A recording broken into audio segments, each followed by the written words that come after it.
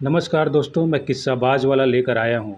कलम के जादूगर मुंशी प्रेमचंद जी द्वारा रचित विख्यात उपन्यास वरदान। वरदान दो प्रेमियों की दुखांत कथा है। दोस्तों, अगर ये उपन्यास आप लोगों को पसंद आए तो प्लीज़ इसे लाइक, सब्सक्राइब और शेयर जरूर करें। तो आइए बिना देर किए शुरू करते हैं उपन्यास वरदान खंड एक। विंध्याचल पर्वत मध्य रात्रि के निबिड़ अंधकार काले देव की भांति खड़ा था। उस पर उगे हुए छोटे छोटे वृक्ष इस प्रकार दृष्टिगोचर होते थे मानो ये उसकी जटाएं हैं, और अष्टभुजा देवी का मंदिर जिसके कलश पर श्वेत पताकाएं वायु की मंद मंद तरंगों से लहरा रही थी, उस देव का मस्तक है। मंदिर में एक झिलमिलाता हुआ दीपक था जिसे देखकर किसी धुंधले तारे का भान हो जाता था। अर्धरात्रि व्यतीत हो चुकी थी। चारों ओर भयावह सन्नाटा छाया हुआ था। गंगा जी की काली तरंगे पर्वत के नीचे सुखद प्रवाह से बह रही थी। उनके बहाव से एक मनोरंजक राग की ध्वनि निकल रही थी। ठौर ठौर नावों पर और किनारे के आसपास मल्लाहों के चूल्हों की आंच दिखाई देती थी।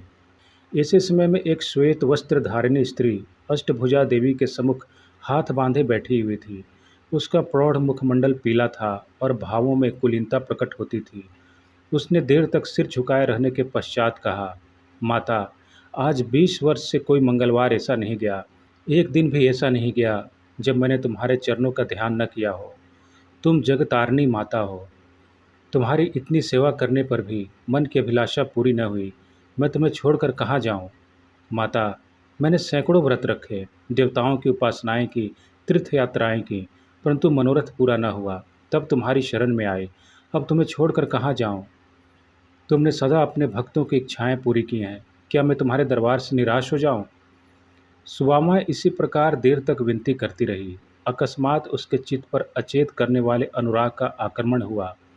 उसकी आंखें बंद हो गई और कान में ध्वनि आई, सुवामा, मैं तुमसे बहुत प्रसन्न हूँ।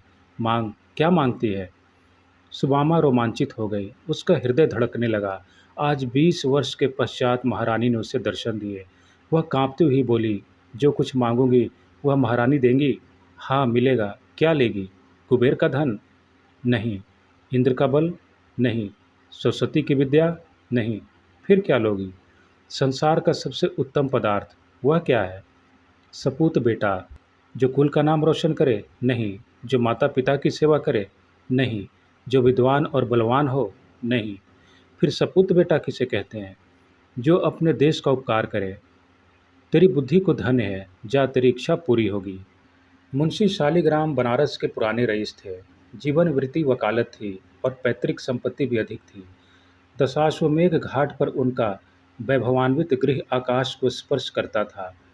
उदार ऐसे कि 25-30 हजार की वार्षिक आय भी व्यय को पूरी न होती थी। साधु ब्राह्मणों के बड़े श्रद्धावान थे। वे जो कुछ कमाते वह स्वयं ब्रह्मभोज और साधुओं के भंडारे एवं सत्यकार में व्यय हो जाता। नगर में कोई साधु महात्मा आ जाए, वह मुंशी जी का अतिथि। संस्कृत के ऐसे विद्वान की बड़े बड़े पंडित उनका लोहा मानते थे। वेदांतीय सिद्धांतों के वे अनुयायी थे। उनके चित्त की प्रवृत्ति वैराग्य की ओर थी। मुंशी जी को स्वभावतः बच्चों से बहुत प्रेम था। मोहल्ले भर के बच्चे उनके प्रेम वारी से अभिसिंचित होते रहते थे। जब वे घर से निकलते थे तब बालकों का एक दल उसके साथ होता था। एक दिन कोई पाषाण हृदय माता अपने बच्चे को मार रही थी। लड़का बिलख बिलख कर रो रहा था। मुंशी जी से न रहा गया तो दौड़े, बच्चे को गोद में उठा लिया और स्त्री के सम्मुख अपना सिर झुका दिया। स्त्री ने उस दिन से अपने लड़के को न मारने की शपथ खा ली। जो मनुष्य दूसरों के बालकों का ऐसा स्नेही हो, वह अपने बालक को कितना प्यार करेगा, सो अनुमान से बाहर है। जब से पुत्र पैदा हुआ, मुंशी जी संसार के सब कार्यों से अलग हो गए। कहीं वे लड़के को हिंडोल में झुला रहे हैं और प्रसन्न हो रहे हैं, कहीं वे उसे एक सुंदर सैर गाड़ी में बैठाकर स्वयं खींच रहे हैं। एक क्षण के लिए भी उसे अपने पास से दूर नहीं करते थे। वे बच्चे के स्नेह में अपने को भूल गए थे। सुबामा ने लड़के का नाम प्रताप चंद्र रखा था। जैसा नाम था वैसा ही गुण भी थे उसमें। वह अत्यंत प्रतिभाशाली और उपवान था। जब वह बातें करता, सुनने वाले मुग्ध हो जाते। भव्य ललाट दमक दमक करता था। अंग से पुष्ट की दुगीन डील वाले लड़कों को भी वह कुछ न समझता था। इस अल्प आयु में ही उसका मुखमंडल ऐसा दिव्य और ज्ञानमय था कि यदि वह अचानक किसी अपरिचित मनुष्य के सामने आकर खड़ा हो जाता तो वह विस्मय से ताकने लगता था। इस प्रकार हंसते खेलते 6 वर्ष व्यतीत हो गए। अनंत के दिन पवन की भांति सन से निकल जाते हैं और पता भी नहीं चलता। वे दुर्भाग्य के दिन और विपत्ति की रातें हैं जो काटे नहीं कटती। प्रताप को पैदा हुए अभी कितने दिन हुए, बधाई की मनोहारिणी ध्वनि कानों में गूंज रही थी कि छठी वर्षगांठ आ पहुंची। छठे वर्ष का अंत दुर्दिनों का श्री गणेश था। मुंशी शालिग्राम का सांसारिक संबंध केवल दिखावटी था। वह निष्काम और निस्संबद्ध जीवन व्यतीत करते थे। यद्यपि प्रकट वह सामान्य संसारी मनुष्यों की भांति संसार के क्लेशों से क्लेशित और सुखों से हर्षित दृष्टिगोचर होते थे, तथापि उनका मन सर्वथा उस महान और आनंदपूर्व शांति का सुख भोग करता था जिस पर दुख के झोंकों और सुख की थपकियों का कोई प्रभाव नहीं पड़ता था। माघ का महीना था। प्रयाग में कुंभ का मेला लगा हुआ था। रेलगाड़ियों में यात्री रूई की भांति भर भर कर प्रयाग पहुंचाए जाते थे। 80-80 बरस के वृद्ध, जिनके लिए वर्षों से उठना कठिन हो रहा था, लंगड़ाते लाठियां टेकते मंजिल तय करके प्रयागराज को जा रहे थे। बड़े बड़े साधु महात्मा, जिनके दर्शनों की इच्छा लोगों को हिमालय की अंधेरी गुफाओं में खींच ले जाती थी, उस समय गंगा जी की पवित्र तरंगों से गले मिलने के लिए आए हुए थे। मुंशी शालिग्राम का मन भी ललचाया। सुबामा से बोले, कल स्नान है। सुबामा, सारा मोहल्ला सुना हो गया, कोई मनुष्य नहीं दिखता। मुंशी, तुम चलना स्वीकार नहीं करती, नहीं तो बड़ा आनंद होता। ऐसा मेला तुमने कभी नहीं देखा होगा। सुबामा, ऐसे मेले से मेरा जी घबराता है। मुंशी, मेरा जी तो नहीं मानता। जब से सुना है कि स्वामी परमानंद जी आए हैं, तब से उनके दर्शन के लिए चित्त उद्विग्न हो रहा है। सुबामा पहले तो उनके जाने पर सहमत न हुई, पर जब देखा कि ये रोके न रुकेंगे, तब विवश होकर मान गई। उसी दिन मुंशी जी 11 बजे रात को प्रयागराज चले गए। चलते समय उन्होंने प्रताप के मुख का चुंबन किया और स्त्री को प्रेम से गले लगा लिया। सुबामा ने उस समय देखा कि उनके नेत्र सजल है। उसका कलेजा धक से हो गया, जैसे चैत्र मास में काली घटाओं को देखकर कृषक का हृदय कांपने लगता है। उसी भांति मुंशी जी के नेत्रों का अश्रुपूर्ण देखकर सुबामा कंपित हुई। अश्रु की वे बूंदें वैराग्य और त्याग का अगाध समुद्र थीं। देखने में जैसे नन्हे जल के कण थीं, पर वे कितनी गंभीर और विस्तीर्ण। उधर मुंशी जी घर के बाहर निकले और इधर सुबामा ने एक ठंडी श्वास ली। किसी ने उसके हृदय में यह कहा कि अब तुझे अपने पति के दर्शन न होंगे। एक दिन बीता, 2 दिन बीते, चौथा दिन आया और रात हो गई। यहाँ तक कि पूरा सप्ताह बीत गया, पर मुंशी जी न आए। तब तो सुबामा को आकुलता होने लगी। तार दिए, आदमी दौड़ाए, पर कुछ पता न चला। दूसरा सप्ताह भी इसी प्रयत्न में समाप्त हो गया। मुंशी जी के लौटने की जो कुछ आशा शेष थी, वह सब मिट्टी में मिल गई। मुंशी जी का अदृश्य होना उनके कुटुंब मात्र के लिए ही नहीं, वरन सारे नगर के लिए एक शोकपूर्ण घटना थी। हाटों में, दुकानों पर, हथाइयों में, अर्थात चारों ओर और यही वार्तालाप होता था। जो सुनता वही शोक करता, क्या धनी क्या निर्धन, यह शोक सबको था। उसके कारण चारों ओर उत्साह फैला रहता था। अब एक उदासी छा गई थी। जिन गलियों से वे बालकों का झुंड लेकर निकलते थे, वहाँ अब धूल उड़ रही थी। बच्चे बराबर उनके पास आने के लिए रोते और हठ करते थे। उन बेचारों की असुध कहाँ थी कि प्रमोद सभा भंग हो गई है। उनकी माताएं आंचल से मुख ढांप ढांप कर रोती, मानो उनका सगा प्रेमी मर गया हो। वैसे तो मुंशी जी के गुप्त हो जाने का रोना सभी रोते थे, परंतु सबसे गाढ़े आंसू उन आढ़तियों और महाजनों के नेत्रों से गिरते थे, जिनके लेन देन का लेखा जोखा अभी नहीं हुआ था। उन्होंने 10-12 दिन जैसे तैसे काटे। पश्चात एक एक करके लेखा के पत्र दिखाने लगे। किसी ब्रह्मभोज में 100 रुपये का घी आया और मूल्य नहीं दिया गया। कहीं से 200 का मैदा आया हुआ है। इस तरह का सहस्त्रों का लेखा है। मंदिर बनवाते समय एक महाजन के 20 सहस्त्र ऋण लिया था, वह अभी वैसे ही पड़ा हुआ है। लेखा की तो यह दशा थी। सामग्री की यह दशा की एक उत्तम गृह और तत्संबंधी सामग्रियों के अतिरिक्त कोई वस्तु न थी जिससे कोई बड़ी रकम खड़ी हो सके। भू संपत्ति बेचने के अतिरिक्त अन्य कोई उपाय न था जिससे धन प्राप्त करके ऋण चुकाया जाए। बेचारी सुबामा सिर नीचा किए हुए चटाई पर बैठी थी और प्रताप चंद्र अपने लकड़ी के घोड़े पर सवार आंगन में टक टक कर रहा था कि पंडित मोटेराम शास्त्री, जो कुल के पुरोहित थे, मुस्कुराते हुए भीतर आए। उन्हें प्रसन्न देखकर निराश सुबामा चौंक उठी कि शायद यह कोई शुभ समाचार लाए हों। उनके लिए आसन बिछा दिया और आशा भरी दृष्टि से देखने लगी। पंडित जी आसन पर बैठे और सूंघनी सूंघते हुए बोले, तुमने महाजनों का लेखा देखा? सुबामा ने निराशपूर्ण शब्दों में कहा, हाँ देखा तो। मोटेराम, रकम बड़ी गहरी है। मुंशी जी ने आगा पीछा कुछ न सोचा, अपने यहाँ कुछ हिसाब किताब न रखा। सुबामा, हाँ अब तो यह रकम गहरी है, नहीं तो इतने रुपए क्या एक एक भोज में उठ गए हैं। मोटेराम, सब दिन समान नहीं बीतते।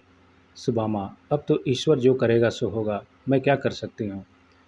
मोटेराम, हाँ, ईश्वर की इच्छा तो मूल ही है, मगर तुमने भी कुछ सोचा है? सुदामा, हाँ, गांव बेच डालूंगी। मोटेराम, राम राम, यह क्या कहती हो? भूमि बिक गई तो फिर बात क्या रह जाएगी? मोटेराम, भला पृथ्वी हाथ से निकल गई तो तुम लोगों का जीवन निर्वाह कैसे होगा? सुदामा, हमारा ईश्वर मालिक है, वही बेड़ा पार करेगा। मोटेराम, यह तो बड़े अफसोस की बात होगी कि ऐसे उपकारी पुरुष के लड़के वाले दुख भोगें। सुदामा, ईश्वर की यही इच्छा है तो किसी की क्या बस। मोटेराम, भला मैं एक युक्ति बता दूं कि सांप भी मर जाए और लाठी भी न टूटे? सुदामा, हाँ, बतलाइए, बड़ा उपकार होगा। मोटेराम, पहले तो एक दरख्वास्त लिखवा कर कलेक्टर साहब को दे दो कि मालगुजारी माफ़ की जाए, बाकी रुपए का बंदोबस्त हमारे ऊपर छोड़ दो, हम जो चाहेंगे करेंगे, परंतु इलाके पर आँच ना आने पाएगी। सुदामा, कुछ भी प्रकट तो हो, आप इतने रुपए कहाँ से लाएंगे? मोटेराम, तुम्हारे लिए रुपए की क्या कमी है? मुंशी जी के नाम पर यहाँ लिखा पढ़ी के 50,000 रुपये का बंदोबस्त हो जाना कोई बड़ी बात नहीं है। सच तो यह है कि रुपया रखा हुआ है, तुम्हारे मुंह से हाँ निकलने की देरी है। सुदामा, नगर के भद्र पुरुषों ने एकत्र किया होगा। मोटेराम, हाँ, बात की बात में रुपया एकत्र हो गया, साहब का इशारा बहुत था। कर मुक्ति के लिए प्रार्थना पत्र मुझसे न लिखवाया जाएगा, और न मैं अपने स्वामी के नाम पर ऋण ही लेना चाहती हूँ। मैं सबका एक एक पैसा अपने गांव से ही चुका दूंगी। कहकर सुदामा ने रुखाई मुंह फेर लिया और उसके पीले तथा शोकान्वित बदन पर क्रोध सा झलकने लगा। मोटेराम ने देखा कि बात बिगाड़ना चाहती है तो संभाल कर बोले, अच्छा, जैसी तुम्हारी इच्छा, इसमें कोई ज़बरदस्ती नहीं है, मगर यदि हमने तुमको किसी प्रकार का दुख उठाते देखा तो उस दिन प्रलय हो जाएगा, बस इतना समझ लो। सुदामा, तो आप क्या चाहते हैं कि मैं अपने पति के नाम पर दूसरों की कृतज्ञता का भार रखूं? मैं इसी घर में जल मरूंगी, अनशन करते करते मर जाऊंगी, पर किसी की उपकृत न बनूंगी। मोटेराम, छी छी, तुम्हारे ऊपर निहोरा कौन कर सकता है? कैसी बात मुख से निकालती हो? ऋण लेने में कोई लाज नहीं है। कौन रईस है जिस पर लाख 2 लाख का ऋण न हो? सुदामा, मुझे विश्वास नहीं होता कि इस ऋण में निहोरा है। मोटेराम, सुदामा, तुम्हारी बुद्धि कहाँ गई? भला सब प्रकार के दुख उठा लोगी, पर क्या तुम्हें इस बालक पर दया नहीं आती? मोटेराम की यह चोट बहुत कड़ी लगी। सुदामा सजल नैना हो गई। उसने पुत्र की ओर करुणा भरी दृष्टि से देखा। इस बच्चे के लिए मैंने कौन कौन सी तपस्या नहीं की, क्या उसके भाग में दुखी बदा है? जो अमोला जलवायु के प्रखर झोंकों से बचाता जाता था, जिस पर सूर्य की प्रचंड किरणें न पड़ने पड़ती थीं, जो स्नेह सुधा से अभिसिंचित रहता था, क्या वह आज इस जलती हुई धूप और इस आग की लपट में मुरझाएगा? सुदामा कई मिनट तक किसी चिंता में बैठी रही। मोटेराम मन ही मन प्रसन्न हो रहे थे कि अब सफलीभूत हुआ। इतने में सुदामा ने सिर उठाकर कहा, जिसके पिता ने लाखों को जिलाया खिलाया, वह दूसरों का आश्रित नहीं बन सकता। यदि पिता का धर्म उसका सहायक होगा तो स्वयं 10 को खिलाकर खाएगा। लड़के को बुलाते हुए कहा, बेटा, तनिक यहाँ आओ, कल से तुम्हारी मिठाई दूध घी सब बंद हो जाएंगे, रोओगे तो नहीं? यह कहकर उसने बेटे को प्यार से बैठा लिया और उसके गुलाबी गालों का पसीना पोंछकर चुंबन कर लिया। प्रताप, क्या कहा? कल से मिठाई बंद होगी? क्यों, क्या हलवाई की दुकान पर मिठाई नहीं है? सुदामा, मिठाई तो है, पर उसका रुपया कौन देगा? प्रताप, हम बड़े होंगे तो उसको बहुत सा रुपया देंगे। चल, टक टक, देख माँ, कैसा तेज घोड़ा है। सुदामा की आंखों में फिर जल भर आया। इस सौंदर्य और सुकुमारता की मूर्ति पर अभी से दरिद्रता और आपत्तियां आ जाएंगी? नहीं नहीं, मैं स्वयं सब भोग लूंगी, परंतु अपने प्राण प्यारे बच्चे के ऊपर आपत्ति की परछाई तक न आने दूंगी। माता तो यह सोच ही रही थी और प्रताप अपने हठी और मुंहजोर घोड़े पर चढ़ने में पूर्ण शक्ति से लीन हो रहा था। बच्चे मन के राजा होते हैं। अभिप्राय यह कि मोटेराम ने बहुत जाल फैलाया, विविध प्रकार का वाक्य चातुर दिखलाया, परंतु सुदामा ने एक बार नहीं करके हाँ न की। उसकी इस आत्मरक्षा का समाचार जिसने सुना, धन्य धन्य कहा। लोगों के मन में उसकी प्रतिष्ठा दुनी हो गई। उसने वही किया जो ऐसे संतोषपूर्ण और उदार हृदय मनुष्य की स्त्री को करना उचित था। इसके 15वें दिन इलाका नीलाम पर चढ़ा। 50 सहस्त्र रुपये प्राप्त हुए, कुल ऋण चुका दिया गया, घर का अनावश्यक सामान बेच दिया गया। मकान में भी सुदामा ने भीतर से ऊंची ऊंची दीवारें खिंचवा 2 अलग अलग खंड कर दिए। एक में आप रहने लगी और दूसरे भाड़े पर उठा दिया। मुंशी संजीवन लाल, जिन्होंने सुदामा का घर भाड़े पर लिया था, बड़े विचारशील मनुष्य थे। पहले एक प्रतिष्ठित पद पर नियुक्त थे, परंतु अपनी स्वतंत्र इच्छा के कारण अफसरों को प्रसन्न न रख सके, यहाँ तक कि उनकी रुष्टता से विवश होकर इस्तीफा दे दिया। नौकरी के समय में कुछ पूंजी एकत्र कर ली थी, इसलिए नौकरी छोड़ते ही वे ठेकेदारी की ओर प्रवृत्त हुए और उन्होंने परिश्रम द्वारा अल्पकाल में ही अच्छी संपत्ति बना ली। इस समय उनकी आय 4-500 मासिक से कम न थी। उन्होंने कुछ ऐसी अनुभवशालिनी बुद्धि पाई थी कि जिस कार्य में हाथ डालते उसी में लाभ छोड़ हानि न होती थी। मुंशी संजीवन लाल का कुटुंब बड़ा न था, संतानें तो ईश्वरों ने कई दी थी, पर इस समय माता-पिता के नैनों की पुतली केवल एक पुत्री ही थी। उसका नाम था वृजरानी। वही दंपति का जीवनाश्रम थी। प्रतापचंद्र और वृजरानी में पहले ही दिन से मैत्री आरंभ हो गई। आधे घंटे में दोनों चिड़ियों की भांति चहकने लगे। विरजन ने अपनी गुड़िया, खिलौने और बाजे दिखाए। प्रतापचंद्र ने अपनी किताबें, लेखनी और चित्र दिखाए। विरजन की माता सुशीला ने प्रतापचंद्र को गोद में ले लिया और प्यार किया। उस दिन से वह नित्य संध्या को आता और दोनों साथ साथ खेलते। ऐसा प्रतीत होता था कि दोनों भाई बहन हैं। सुशीला दोनों बालकों को गोद में बैठाती और प्यार करती। घंटों टकटकी लगाए दोनों बच्चों को देखा करती। विरजन भी कभी कभी प्रताप के घर जाती। विपत्ति की मारी सुवामा उसे देखकर अपना दुख भूल जाती, छाती से लगा लेती और उसकी भोली भोली बातें सुनकर अपना मन बहलाती। एक दिन मुंशी संजीवन लाल बाहर से आए तो क्या देखते हैं कि प्रताप और विरजन दोनों दफ्तर में कुर्सियों पर बैठे हैं। प्रताप कोई पुस्तक पढ़ रहा है और विरजन ध्यान लगाए सुन रही है। दोनों ने ज्यों ही मुंशी जी को देखा उठ खड़े हुए। विरजन तो दौड़कर पिता की गोद में जा बैठी और प्रताप सिर नीचा करके एक और खड़ा हो गया। कैसा गुणवान बालक था। आयु अभी 8 वर्ष से अधिक न थी, परंतु लक्षण से भावी प्रतिभा झलक रही थी। दिव्य मुखमंडल, पतले पतले लाल लाल अधर, तीव्र चितवन, काले काले भ्रमर के समान बाल, उस पर स्वच्छ कपड़े। मुंशी जी ने कहा, आओ, यहाँ आओ प्रताप। प्रताप धीरे धीरे कुछ हिचकिचाता सकुचाता समीप आया। मुंशी जी ने पितृवत प्रेम से उसे गोद में बिठा लिया और पूछा, तुम अभी कौन सी किताब पढ़ रहे थे? प्रताप बोलने को ही था कि विरजन बोल उठी, बाबा, अच्छी अच्छी कहानियाँ थी। क्यों बाबा, क्या पहले चिड़ियाँ भी हमारी भांति बोला करती थीं? मुंशी जी मुस्कुराकर बोले, हाँ, वे खूब बोलती थीं। अभी उनके मुंह से पूरी बात भी न निकलने पाई थी कि प्रताप, जिसका संकोच अब गायब हो चला था, बोला, नहीं विरजन, तुम्हें भुलाते हैं, ये कहानियाँ बनाई हुई हैं। मुंशी जी इस निर्भीकतापूर्ण खंडन पर खूब हंसे। अब तो प्रताप तोते की भांति चहकने लगा। स्कूल इतना बड़ा है कि नगर भर के लोग उसमें बैठ जाएं। दीवारें इतनी ऊंची है जैसे ताड़। बलदेव प्रसाद ने जो गेंद में हिट लगाई तो वह आकाश में चला गया। बड़े मास्टर साहब की मेज पर हरी हरी बनात बिछी हुई है। उस पर फूलों से भरे गिलास रखे हैं। गंगा जी का पानी नीला है, ऐसे जोर से बहता है कि बीच में पछाड़ भी हो तो वह बह जाए। वहाँ एक साधु बाबा है। रेल दौड़ती है सन सन, उसका इंजन बोलता है छक छक। इंजन में भाप होती है, उसी के जोर से गाड़ी चलती है। गाड़ी के साथ पेड़ भी दौड़ते दिखाई देते हैं। इस भांति भांति ही कितनी बातें प्रताप ने अपनी भोली भाली बोली में कहीं विरजन चित्र की भांति चुपचाप सुन बैठी रही थी। रेल पर वह भी 2-3 बार सवार हुई थी, परंतु उसे आज तक यह ज्ञात न था कि उसे किसने बनाया और वह क्यों कर चलती है। 2 बार उसने गुरुजी से प्रश्न भी किया था, परंतु उन्होंने यही कहकर टाल दिया कि बच्चा, ईश्वर की महिमा कोई बड़ा भारी और बड़ा बलवान घोड़ा है जो इतनी गाड़ियों को सन सन खींचे लिए जाता है। जब प्रताप चुप हुआ तो विरजन ने पिता के गले हाथ डालकर कहा, हम भी प्रताप की किताब पढ़ेंगे। मुंशी, बेटी, तुम तो संस्कृत पढ़ती हो, यह तो भाषा है। विरजन, तो मैं भी भाषा ही पढ़ूंगी। इसमें कैसी अच्छी अच्छी कहानियाँ हैं। मेरी किताब में तो कहानी भी नहीं। क्यों बाबा, पढ़ना किसे कहते हैं? मुंशी जी बगले झाँकने लगे। उन्होंने आज तक आप ही कभी ध्यान नहीं दिया था कि पढ़ना क्या वस्तु है। अभी वह माथा खुजला ही रही थी कि प्रताप बोल उठा, मुझे पढ़ते देखा, उसी को पढ़ना कहते हैं। विरजन, क्या मैं नहीं पढ़ती? मेरे पढ़ने को पढ़ना नहीं कहते? विरजन सिद्धांत कौमुदी पढ़ रही थी। प्रताप ने कहा, तुम तोतों की भांति रटती हो। कुछ काल से सुवामा ने द्रव्याभाव के कारण महाराजीन कहार और 2 महारानियों को जवाब दे दिया था, क्योंकि अब न तो उसकी कोई आवश्यकता थी और न उनका व्यय ही संभाले संभलता था।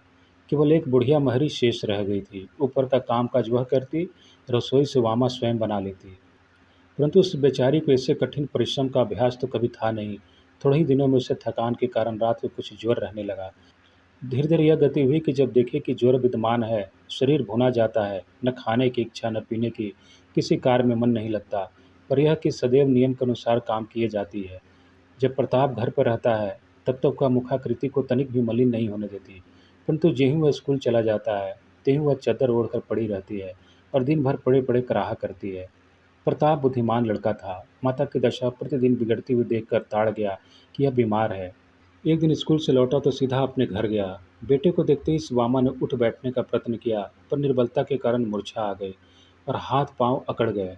प्रताप ने उसे संभाला और उसकी ओर भर्त्सना की दृष्टि से देखकर कहा, अम्मा तुम आजकल बीमार हो क्या? इतनी दुबली क्यों हो गई हो? देखो तुम्हारा शरीर कितना गर्म है, हाथ नहीं रखा जाता। सुमामा ने हंसने का उद्योग किया। अपनी बीमारी का परिचय देकर बेटे को कैसे कष्ट दे। यह निष्प्रिय और निस्वार्थ प्रेम की पराकाष्ठा है। स्वर को हल्का करके बोली, नहीं बेटा, बीमार तो नहीं हूँ। आज कुछ ज्वर हो आया था, संध्या तक चंगी हो जाऊंगी। अलमारी में हलवा रखा हुआ है, निकाल लो। नहीं तो तुम आओ, बैठो, मैं ही निकाल देती हूँ। प्रताप, माता तुम मुझसे बहाना करती हो, तुम अवश्य बीमार हो। एक दिन में कोई इतना दुर्बल हो जाता है? सुबामा हंसकर, क्या तुम्हारे देखने में मैं दुबली हो गई हूँ? प्रताप, मैं डॉक्टर साहब के पास जाता हूँ। सुबामा प्रताप का हाथ पकड़कर, तुम क्या जानो कि वे कहाँ रहते हैं? प्रताप, पूछते पूछते चला जाऊंगा। सुबामा कुछ और कहना चाहती थी कि उसे फिर चक्कर आ गया, उसकी आंखें पथरा गई। प्रताप उसकी यह दशा देखते ही डर गया। उससे तो और कुछ न हो सका। वह दौड़कर विरजन के द्वार पर आया और खड़ा होकर रोने लगा। प्रतिदिन वह इस समय तक विरजन के घर पहुंच जाता था। आज जो देर हुई तो वह अकुलाई हुई इधर उधर देख रही थी। अकस्मात द्वार पर झांकने आए तो प्रताप को दोनों हाथों से मुख ढांपे हुए देखा। पहले तो समझी कि इसने हंसी से मुंह छिपा रखा है। जब उसने हाथ हटाए तो आंसू दिख पड़े। चौंक कर बोली, लल्लू रोते क्यों हो? बता दो। प्रताप ने कुछ उत्तर न दिया, वरन और सिसकने लगा। बिरजन बोली, न बताओगे? क्या चाची ने कुछ कहा? जाओ, तुम चुप नहीं होते? प्रताप ने कहा, नहीं बिरजन, माँ बहुत बीमार है। यह सुनते ही बृजरानी दौड़ी और एक सांस में सुवामा के सिरहाने जा खड़ी हुई। देखा कि वह सुन पड़ी हुई है, आंखें मूंदी हुई है, लंबी सांसें ले रही हैं। उनका हाथ थाम कर बिरजन झिंझोड़ने लगी, आंखें खोलो, कैसा जी है? परंतु चाची ने आंखें न खोली। तब वह ताक पर से तेल उतार कर सुदामा के सिर पर धीरे धीरे मलने लगी। उस बेचारी को सिर में महीनों से तेल डालने का अवसर न मिला था। ठंडक पहुंची तो आंखें खुल गई। विरजन, चाची कैसा जी है? कहीं दर्द तो नहीं है? सुदामा, नहीं बेटी, दर्द कहीं नहीं है, अब मैं बिल्कुल अच्छी हूँ। भैया कहाँ है? विरजन, वह तो मेरा घर है, बहुत रो रहे हैं। सुदामा, तुम जाओ, उसके साथ खेलो, अब मैं बिल्कुल अच्छी हूँ। अभी ये बातें हो ही रही थी कि सुशीला का भी शुभागमन हुआ। उसे सुमामा से मिलने की तो बहुत दिनों से उत्कंठा थी, पर कोई अवसर न मिलता था। इस समय वह संतावना देने के बहाने आ पहुंची। विरजन ने अपनी माता को देखा तो उछल पड़ी और ताली बजा बजा कर कहने लगी, माँ आई, माँ आई। दोनों स्त्रियों में शिष्टाचार की बातें होने लगी। बातों बातों में दीपक जल उठा। किसी को ध्यान भी न हुआ कि प्रताप कहाँ है। थोड़ी देर तक तो वह द्वार पर खड़ा रोता रहा, फिर झटपट आंखें पोंछकर डॉक्टर किचलू के घर की ओर लपकता हुआ चला। डॉक्टर साहब मुंशी शालिग्राम के मित्रों में से थे और जब कभी जरूरत पड़ता तो वे ही बुलाए जाते थे। प्रताप को केवल इतना विदित था कि वे बरना नदी के किनारे लाल बंगले में रहते हैं। उसे अब तक अपने मोहल्ले से बाहर निकलने का कभी अवसर न पड़ा था, परंतु उस समय मातृभक्ति की वेग से उद्विग्न होने के कारण उसे इन रुकावटों का कुछ भी ध्यान न हुआ। घर से निकलकर बाजार में आया और एक इक्केवान से बोला, लाल बंगला चलोगे? इक्कावान तैयार हो गया। 8 बजते बजते डॉक्टर साहब की फिटन सुबामा के द्वार पर आ पहुंची। यहाँ इस समय चारों ओर उसकी ओर खोज हो रही थी कि अचानक वह सवेग पैर बढ़ाता हुआ भीतर गया और बोला, पर्दा करो, डॉक्टर साहब आते हैं। सुबामा और सुशीला दोनों चौंक पड़ी। समझ गई यह डॉक्टर साहब को बुलाने गया था। सुबामा ने प्रेमाधिक्य से उसे गोदी में बिठा लिया। डर नहीं लगा? हमको बताया भी नहीं, यूं ही चले गए। तुम खो जाते तो मैं क्या करती? ऐसा लाल कहाँ पाती? यह कहकर उसने बेटे को बार बार चूम लिया। प्रताप इतना प्रसन्न था मानो परीक्षा में उत्तीर्ण हो गया। थोड़ी देर में पर्दा हुआ और डॉक्टर साहब आए। उन्होंने सुबामा की नाड़ी देखी और सांत्वना दी। वे प्रताप को गोद में बैठाकर बातें करते रहे। औषधियाँ साथ ले आए थे। उसे पिलाने की सम्मति देकर 9 बजे बंगले को लौट गए, परंतु जीर्ण ज्वर था, अतएव पूरे मास भर सुबामा को कड़वी कड़वी औषधियाँ खानी पड़ी। डॉक्टर साहब दोनों वक्त आते और इसी कृपा और ध्यान रखते मानो सुबामा उनकी बहन है। एक बार सुबामा ने डरते डरते फीस के रुपए एक पात्र में रखकर सामने रखे, पर डॉक्टर साहब ने उन्हें हाथ तक न लगाया। केवल इतना कहा, इन्हें मेरी ओर से प्रताप को दे दीजिएगा, वो पैदल स्कूल जाता है, पैर गाड़ी मोल ले लेगा। विरजन और उनकी माता दोनों सुबामा की शुश्रूषा के लिए उपस्थित रहती। माता चाहे विलम्ब भी कर जाए, परंतु विरजन वहाँ से एक क्षण के लिए भी न टलती। दवा पिलाती, पान देती। जब सुबामा का जी अच्छा होता तो वह भोली भोली बातों के द्वारा उसका मन बहलाती। खेलना कूदना सब छूट गया। जब सुबामा बहुत हठ करती तो प्रताप संग बाग में खेलने चली जाती। दीपक जलते ही फिर आ बैठती और जब तक निद्रा के मारे झुक झुक न पड़ती वहाँ से उठने का नाम न लेती, वरन प्रायः सो जाती।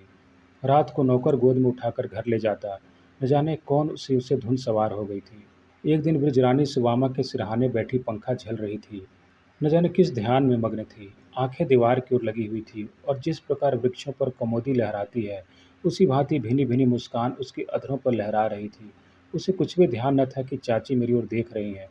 अचानक उसके हाथ से पंखा छूट गया। ज्यों ही वह उसको उठाने के लिए झुकी, सुदामा ने उसे गले लगा लिया और पुचकार कर पूछा, विरजन, सत्य कहो, तुम अभी क्या सोच रही थी? विरजन ने माथा झुका लिया और कुछ लज्जित होकर कहा, कुछ नहीं, तुमको न बतलाऊंगी। सुदामा, मेरी अच्छी विरजन, बता तो क्या सोचती थी? विरजन लजाते हुए, सोचती थी कि जाओ हंसो मत, न बतलाऊंगी। सुदामा, अच्छा ले, न हंसूंगी, बताओ। ले, अब तो अच्छा नहीं लगता, फिर मैं आंखें मूंद लूंगी। विरजन, किसी से कहोगी तो नहीं? सुदामा, नहीं, किसी से न कहूँगी। विरजन सोचती थी कि जब प्रताप से मेरा विवाह हो जाएगा तो बड़े आनंद से रहूंगी। सुदामा ने उसे छाती से लगा लिया और कहा, बेटी, वह तेरा भाई है। विरजन, हाँ भाई है, मैं जान गई। तुम मुझे बहू न बनाओगी। सुदामा, आज लल्लू को आने दो, उससे पूछूं, देखूं क्या कहता है। विरजन, नहीं नहीं, उनसे न कहना, मैं तुम्हारे पैरों पड़ूं। सुदामा, मैं तो कह दूंगी। विरजन, तुम्हें हमारी कसम, उनसे न कहना। दिन जाते देर नहीं लगती। 2 वर्ष व्यतीत हो गए। पंडित मोटेराम नित्य प्रातःकाल आते और सिद्धांत कौमुदी पढ़ाते, परंतु अब उनका आना केवल नियम पालने के हेतु ही था, क्योंकि इस पुस्तक के पढ़ने में अब विरजन का जी न लगता था। एक दिन मुंशी जी इंजीनियर के दफ्तर से आए। कमरे में बैठे थे। नौकर जूत का फीता खोल रहा था और अधिया महर मुस्कुराती हुई घर में से निकली और उनके हाथ में मुंह छाप लगा हुआ लिफाफा रख मुंह फेर हंसने लगी। सिरना पर लिखा हुआ था, श्रीमान बाबा शाह की सेवा में प्राप्त हो। मुंशी, अरे तू किसका लिफाफा ले आई? यह मेरा नहीं है महरी, सरकार का ही तो है, खोलें तो आप। बाबा को विजयन का प्रणाम और पालागन पहुंच गए। यहाँ आपकी कृपा से कुशल मंगल है। आपका कुशल श्री विश्वनाथ जी से सदा मनाया करती हूँ। मैंने प्रताप से भाषा सीख ली। वे स्कूल से आकर संध्या को मुझे नित्य पढ़ाते हैं। अब आप हमारे लिए अच्छी अच्छी पुस्तकें लाइए, क्योंकि पढ़ना ही जीवन का सुख है और विद्या अमूल वस्तु है। वेद पुराण में इसका महात्म्य लिखा है। मनुष्य को चाहिए कि विद्या धन तन मन से एकत्र करे। विद्या से सब दुख जाते हैं। मैंने कल बेताल पचीसी की कहानी चाची को सुनाई थी। उन्होंने मुझे एक सुंदर गुड़िया पुरस्कार में दी है, बहुत अच्छी है। मैं उसका विवाह करूंगी, तब आपसे रुपए लूंगी। मैं अब पंडित जी से न पढ़ूंगी। माँ नहीं जानती कि मैं भाषा पढ़ती हूँ। आपकी प्यारी विरजन। प्रशस्ति देखते ही मुंशी जी के अंतःकरण में गुदगुदी होने लगी। फिर तो उन्होंने एक ही सांस में भारी चिट्ठी पढ़ डाली। मारे आनंद के हंसते हुए नंगे पांव भीतर दौड़े। प्रताप को गोद में उठा लिया। फिर दोनों बच्चों का हाथ पकड़े हुए सुशीला के पास गए। उसे चिट्ठी दिखाकर कहा, बुझो किसकी चिट्ठी है? सुशीला, लाओ हाथ में दो, देखो तो। मुंशी जी, नहीं, वहीं से बैठी बैठी बताओ जल्दी। सुशीला, बुझ जाऊं तो क्या दोगे? मुंशी जी, 50 रुपये, दूध के धोए हुए। सुशीला, पहले रुपये निकाल कर रख दो, नहीं तो मुकर जाओगे। मुंशी जी, मुकरने वालों को कुछ कहता हूँ, अभी रुपए लो। ये सब कोई टुटपुंजिया समझ लिया है। यह कहकर 10 रुपये का नोट जैसे निकाल कर दिखाया। सुशीला, कितने का नोट है? मुंशी जी, 50 रुपये का। हाथ से लेकर देख लो। सुशीला, ले लूँगी, कह देती हूँ। मुंशी जी, हाँ हाँ ले लेना, पहले बताओ तो सही। सुशीला, लल्लू का है, लाइए नोट। अब मैं ना मानूंगी, यह कहकर उठी और मुंशी जी का हाथ थाम लिया। मुंशी जी, ऐसा क्या डकैती है, नोट छीन लेती हो? सुशीला, वचन नहीं दिया था, अभी से भी चलने लगे। मुंशी जी, तुमने बुझा भी, सर्वथा भ्रम में पड़ गई। सुशीला, चलो चलो, बहाना करते हो, नोट हड़पने की इच्छा है, क्यों लल्लू, तुम्हारी ही चिट्ठी है ना? प्रताप नीचे दृष्टि से मुंशी की ओर देखकर धीरे से बोला, मैंने कहाँ लिखी? मुंशी जी, लजाओ लजाओ। सुशीला, वह झूठ बोलता है, उसी की चिट्ठी है, तुम लोग गंठ कर आए हो। प्रताप, मेरी चिट्ठी नहीं है, सच विरजन ने लिखी है। सुशीला चकित होकर बोली, विरजन की? फिर उसने दौड़कर पति के हाथ से चिट्ठी छीन ली और भौचक्की होकर उसे देखने लगी, परंतु अभी विश्वास न आया। विरजन से पूछा, क्यों बेटी, यह तुम्हारी लिखी है? विरजन ने सिर झुकाकर कहा, हाँ। यह सुनते ही माता ने उसे कंठ से लगा लिया। अब आज से विरजन की यह दशा हो गई कि जब देखिए लेखनी लिए हुए पन्ने काले कर रही है।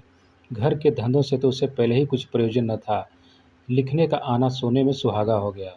माता उसकी तल्लीनता देख देख कर प्रमुदित होती, पिता हर्ष से फूला न समाता। नित्य नवीन पुस्तकें लाता कि विरजन सयानी होगी तो पढ़ेगी। यदि कभी वह अपने पाँव धो लेती या भोजन करके अपने ही हाथ धोने लगती तो माता महरियों पर बहुत क्रुद्ध होती। आंखें फूट गई हैं, चर्बी छा गई है, वो अपने हाथ से पानी उड़ेल रही है और तुम खड़ी मुंह ताकती हो। इसी प्रकार काल बीतता चला गया। विरजन का 12वां वर्ष पूर्ण हुआ, परंतु अभी तक उसे चावल उबालना तक न आता था। चूल्हे के सामने बैठने का कभी अवसर ही न आया। सुवामन ने एक दिन उसकी माता से कहा, बहन, विरजन सयानी हुई, क्या कुछ गुण ढंग सिखाओगी? सुशीला, क्या कहूँ, जी तो चाहता है कि लग्गा लगाऊं, परंतु कुछ सोच कर रुक जाती हूँ। सुबामा, क्या सोच कर रुक जाती हो? सुशीला, कुछ नहीं, आलस आ जाता है। सुबामा, तो यह काम मुझे सौंप दो। भोजन बनाना स्त्रियों के लिए सबसे आवश्यक बात है।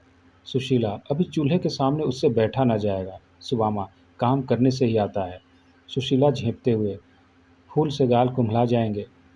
सुबामा हंसकर, बिना फूल के मुरझाए कहीं फल लगते हैं? दूसरे दिन से विरजन भोजन बनाने लगी। पहले 10-5 दिन उसे चूल्हे के सामने बैठने में बड़ा कष्ट हुआ। आग न जलती, फूकने लगती तो नेत्रों से जल बहता, वे बूटी की भांति लाल हो जाते। चिनगारियों से कई रेशमी साड़ियाँ सत्यानाश हो गई थीं। हाथों में छाले पड़ गए, परंतु क्रमशः सारे क्लेश दूर हो गए। सुदामा ऐसी सुशीला स्त्री थी कि कभी रुष्ट न होती, प्रतिदिन उसे पुचकार कर काम में लगाए रहती। अभी बिरजन को भोजन बनाते हुए 2 मास से अधिक न हुए होंगे कि एक दिन उसने प्रताप से कहा, लल्लू, मुझे भोजन बनाना आ गया। प्रताप, सच? विरजन, कल चाची ने मेरा बनाया भोजन खाया था, बहुत प्रसन्न हुई। प्रताप, तो भाई एक दिन मुझे भी न्योता दो। विरजन ने प्रसन्न होकर कहा, अच्छा, कल। दूसरे दिन 9 बजे विरजन ने प्रताप को भोजन करने के लिए बुलाया। उसने जाकर देखा तो चौका लगा हुआ है, नवीन मिट्टी की मीठी मीठी सुगंध आ रही है, आसन स्वच्छता से बिछा हुआ है, एक थाली में चावल और चपातियाँ हैं, दाल और तरकारियाँ अलग अलग कटोरियों में रखी हुई हैं, लोटा और गिलास से पानी भरे हुए हैं। यह स्वच्छता और ढंग देखकर प्रताप सीधा मुंशी संजीवन लाल के पास गया और उन्हें लाकर चौके के सामने खड़ा कर दिया। मुंशी जी खुशी से उछल पड़े, चट कपड़े उतार, हाथ पैर धो प्रताप के साथ चौके में जा बैठे। बेचारी विरजन क्या जानती थी कि महाशय भी बिना बुलाए पहुंच जाएंगे। उसने केवल प्रताप के लिए भोजन बनाया था। वह उस दिन बहुत लजाई और दबी आंखों से माता पिता की ओर देखने लगी। सुशीला ताड़ गई, मुस्कुराकर मुंशी जी से बोली, तुम्हारे लिए अलग भोजन बना है, लड़कों के बीच में क्या जाके कूद पड़े। ब्रजरानी ने लजाते हुए 2 थालियों में थोड़ा थोड़ा भोजन परोसा। मुंशी जी, विरजन ने चपातियाँ अच्छी बनाई हैं, नरम, श्वेत और मीठी। प्रताप, मैंने ऐसी चपातियाँ कभी नहीं खाई, सालन बहुत स्वादिष्ट है। विरजन, चाचा को शोरवेदार आलू दो। यह कहकर प्रताप हंसने लगा। विरजन ने लजाकर सिर नीचे कर लिया। सुशीला पति से, अब उठोगे भी, सारी रसोई चट कर गए तो भी अड़े बैठे हो। मुंशी जी, क्या तुम्हारी लार टपक रही है? निदान दोनों रसोई की इतिश्री करके उठे। मुंशी जी ने उसी समय एक मोहर निकालकर विरजन को पुरस्कार में दे दी। डिप्टी श्यामचरण की धाक सारे नगर में छाई हुई थी। नगर में कोई ऐसा हाकिम न था जिसकी लोग इतनी प्रतिष्ठा करते हों। इसका कारण कुछ तो यह था कि वे स्वभाव के मिलनसार और सहनशील थे, और कुछ यह कि रिश्वत से उन्हें बड़ी घृणा थी। न्याय विचार ऐसी सूक्ष्मता से करते थे कि 10-12 वर्ष के भीतर कदाचित उनके 2 ही 4 फैसलों की अपील हुई होगी। अंग्रेजी का एक अक्षर न जानते थे, परंतु बैरिस्टरों और वकीलों को भी उनकी नैतिक पहुंच और सूक्ष्मदर्शिता पर आश्चर्य होता था। स्वभाव में स्वाधीनता कूट-कूट कर भरी थी। घर और न्यायालय के अतिरिक्त किसी ने उन्हें कहीं आते-जाते नहीं देखा। मुंशी शालिग्राम जब तक जीवित थे, या यूँ कहिए कि वर्तमान थे, तब तक कभी-कभी चित्तविनोदार्थ उनके यहाँ चले जाते थे। जब वे लुप्त हो गए, डिप्टी साहब ने घर छोड़कर हिलने की शपथ ले ली। कई वर्ष हुए, एक बार कलेक्टर साहब को सलाम करने गए थे। खान सामा ने कहा, साहब स्नान कर रहे हैं। 2 घंटे तक बरामदे में एक मोढ़े पर बैठे प्रतीक्षा करते रहे। तदनंतर साहब बहादुर हाथ में एक टेनिस बैट लिए हुए निकले और बोले, बाबू साहब, हमको खेद है कि आपको हमारी बाट देखनी पड़ी। मुझे आज अवकाश नहीं है, क्लब घर जाना है, आप फिर कभी आइए। यह सुनकर उन्होंने साहब बहादुर को सलाम किया और इतनी सी बात पर फिर किसी अंग्रेजी की भेंट को न गए। वंश, प्रतिष्ठा और आत्मगौरव पर उन्हें बड़ा अभिमान था। वे बड़े ही रसिक पुरुष थे। उनकी बातें हास्य से पूर्ण होती थीं। संध्या के समय जब वे कतिपय विशिष्ट मित्रों के साथ द्वारांगन में बैठते, तो उनके उच्च हास्य गूंजती हुई प्रतिध्वनि वाटिका से सुनाई देती थी। नौकरों चाकरों से वे बहुत सरल व्यवहार रखते थे। यहाँ तक कि उनके संग अलाव के बैठने में भी उनको कुछ संकोच न था, परंतु उनकी धाक ऐसी छाई हुई थी कि उनकी इस सजनता से किसी को अनुचित लाभ उठाने का साहस न होता था। चाल ढाल सामान्य रखते थे। कोट पतलून से उन्हें घृणा थी। बटनदार ऊंची अचकन, उस पर एक रेशमी काम की अबा, काला शिमला ढीला पजामा और दिल्ली वारा नेकेदार जूता उनकी मुख्य पोशाक थी। उनके दोहरे शरीर, गुलाबी चेहरे और मध्यम डील पर जितनी यह पोशाक शोभा देती थी, उनकी कोट पतलून से संभव न थी। यद्यपि उनकी धाक सारे नगर में फैली हुई थी, तथापि अपने घर के मंडलागत उनकी एक न चलती थी। यहाँ उनकी सुयोग्य अर्धनांगिनी का साम्राज्य था। वे अपने अधिकृत प्रांत में स्वच्छंदतापूर्वक शासन करती थी। कई वर्ष व्यतीत हुए, डिप्टी साहब ने उनकी इच्छा के विरुद्ध एक महाराजिन नौकर रख ली। महाराजिन कुछ रंगीली थी। प्रेमवती अपने पति की इस अनुचित कृति पर ऐसी रुष्ट हुई कि कई सप्ताह तक कूप वन में बैठी रही। निदान विवश होकर साहब ने महाराजिन को विदा कर दिया। तब से उन्हें फिर कभी गृहस्थी के व्यवहार में हस्तक्षेप करने का साहस न हुआ। मुंशी जी के दो बेटे और एक बेटी थी। बड़ा लड़का साधारणतः गत वर्ष डिग्री प्राप्त करके इस समय रुड़की कॉलेज में पढ़ाता था। उसका विवाह फतेहपुर सिकरी के एक रईस के यहाँ हुआ था। मंझली लड़की का नाम सेवती था। उसका भी विवाह प्रयाग के एक धनी घराने में हुआ था। छोटा लड़का कमलाचरण अभी तक अविवाहित था। प्रेमवती ने बचपन से ही लाड प्यार करके उसे ऐसे बिगाड़ दिया था कि उसका मन पढ़ने लिखने में तनिक भी न लगता था। 15 वर्ष का हो चुका था, पर अभी तक सीधा सा पत्र भी न लिख सकता था, इसलिए वहाँ से भी उठा लिया गया। तब एक मास्टर साहब नियुक्त हुए और 3 महीने रहे, परंतु इतने दिनों में कमलाचरण ने कठिनता से 3 पाठ पढ़े होंगे। निदान मास्टर साहब भी विदा हो गए। तब डिप्टी साहब ने स्वयं पढ़ाना निश्चित किया, परंतु एक ही सप्ताह में उन्हें कई बार कमला का सिर हिलाने की आवश्यकता प्रतीत हुई। साक्षियों के बयान, वकीलों की सूक्ष्म आलोचनाओं के तत्व को समझना कठिन नहीं है, जितना किसी निरुत्साही लड़के के यमन में शिक्षा रुचित उत्पन्न करना। प्रेमवती ने इस मार धाड़ से ऐसा उत्पात मचाया कि अंत में डिप्टी साहब ने भी झल्लाकर पढ़ाना छोड़ दिया। कमला कुछ ऐसा रूपवान, सुकुमार और मधुर भाषी था कि माता उसे सब लड़कों से अधिक चाहती थी। इस अनुचित लाड प्यार ने उसे पतंग, कबूतरबाजी और इसी प्रकार के अन्य कुव्यसनों का प्रेमी बना दिया था। सवेरे हुआ और कबूतर उड़ाए जाने लगे, बटेरों के जोड़ छूटने लगे, संध्या हुई और पतंग लंबे लंबे पेंच होने लगे। कुछ दिनों में जुए का भी चस्का चढ़ चला। दर्पण, कंघी और इत्र तेलों में मानो उसके प्राण ही बसते थे। प्रेमवती एक दिन सुबामा से मिलने के लिए गई हुई थी। वहाँ उसने विजरानी को देखा और उसी दिन से उसका जी ललचाया हुआ था कि वह बहू बनकर मेरे घर आए तो घर का भाग्य जाग उठे। उसने सुशीला पर अपना यह भाव प्रकट किया। विजन का 13वां आरंभ हो चुका था। पति पत्नी में विवाह के संबंध में बातचीत हो रही थी। प्रेमवती की इच्छा पाकर दोनों फूले न समाये। एक तो परिचित परिवार, दूसरे कुलीन का लड़का, बुद्धिमान और शिक्षित, पैतृक संपत्ति अधिक। यदि इनमें नाता हो जाए तो क्या पूछना। चटपट रीति के अनुसार संदेश कहला भेजा। इस प्रकार संयोग ने आज उस विषैले वृक्ष का बीज बोया जिसने 3 ही वर्ष में कुल का सर्वनाश कर दिया। भविष्य हमारी दृष्टि से कैसा गुप्त रहता है। ज्यों ही संदेशा पहुंचा, सास, ननद और बहू में बातें होने लगी। बहू चंद्रा: क्यों अम्मा, क्या आप इसी साल ब्याह करेंगी? प्रेमवती: और क्या, तुम्हारे ललाली के मानने की देर है। बहू: कुछ तिलक दहेज भी ठहरा? प्रेमवती: तिलक दहेज ऐसी लड़कियों के लिए नहीं ठहराया जाता। जब तुला पर लड़की लड़के के बराबर नहीं ठहरती, तभी दहेज का पासंग बनाकर उसे बराबर कर देते हैं।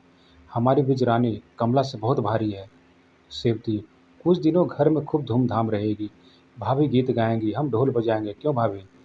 चंद्रा: मुझे नाचना गाना नहीं आता। चंद्रा का स्वर कुछ भद्दा था। जब गाती स्वर भंग हो जाता था, इसलिए उसे गाने से चिढ़ थी। सेवती: यह तो तुम आप ही करो, तुम्हारे गाने की तो संसार में धूम है। चंद्रा जल गई, तिखी होकर बोली: जिसे नाच गाकर दूसरों को लुभाना हो वह नाचना गाना सीखे। सेवती: तुम तो तनिक सी हंसी में भी रूठ जाती हो, जरा वह गीत तो गाओ। तुम तो श्याम बड़े बेखबर हो, इस समय सुनने को बहुत जी चाहता है। महीनों से तुम्हारा गाना नहीं सुना। चंद्रा: तुम ही गाओ, कोयल की तरह कूकती हो। सेवती: लो, अब तुम्हारी यही चाल अच्छी नहीं लगती। मेरी अच्छी भाभी, तनिक गाओ। चंद्रा: मैं इस समय न गाऊंगी। क्यों, मुझे कोई डोमनी समझ लिया है? सेवती: मैं तो बिन गीत सुने आज तुम्हारा पीछा न छोड़ूंगी। सेवती का स्वर परम सुरीला और चित्ताकर्षक था। रूप और आकृति भी मनोहर, कुंदन वर्ण और रसीली आंखें, प्याली रंग की साड़ी उस पर खूब खिल रही थी। वह आप ही आप गुनगुनाने लगी, तुम तो श्याम बड़े बेखबर हो, तुम तो श्याम, आप तो श्याम पियो दूध के कुल्हड़, मेरी तो पानी पे गुजर हो, तुम तो श्याम। दूध के कुल्हड़ पर वह हंस पड़ी। प्रेमवती भी मुस्कुराई, परंतु चंद्रा रुष्ट हो गई। बोली, बिना हंसी की हंसी हमें नहीं आती, इसमें हंसने की क्या बात है। सेवती, आओ हम तुम मिलकर गाएं। चंद्रा, कोयल और कोये का क्या साथ। सेवती, क्रोध तो तुम्हारी नाक पर रहता है। चंद्रा, तो हमें क्यों छेड़ती हो, हमें गाना नहीं आता। तो कोई तुमसे निंदा करने तो नहीं जाता। कोई का संकेत राधा चरण की ओर था। चंद्रा में चाहे और गुण ना हो, परंतु पति की सेवा वह तन मन से करती थी। उसका तनिक भी सिर धमका कि इसके प्राण निकला। उनको घर आने में तनिक भी देरी न हुई कि वह व्याकुल होने लगी। जब से वे रुड़की चले गए, तब से चंद्रा का यहाँ हंसना बोलना सब छूट गया था।